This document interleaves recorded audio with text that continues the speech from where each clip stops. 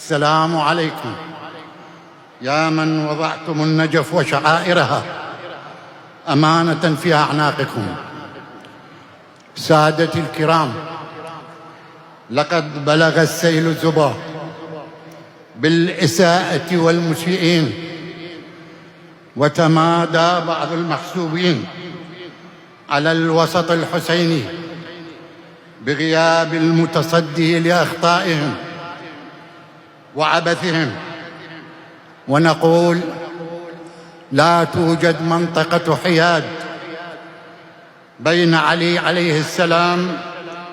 وبين من يسيء إلى علي باسم علي، ولا توجد منطقة حياد بين الحسين وبين من يقتل الحسين باسم الحسين، ولا توجد منطقة حياد بين النجف وقدسيتها وشعائرها وبين من يشوه وجه النجف باسم النجف وشعائرها بقصد أو بدون قصد. وكل من يقف على التل متفرجا ولم يتحرك قبل فوات الأوان سيقف غدا أمام علي وأمام الحسين عليه السلام، وليحضر الجواب على سكوته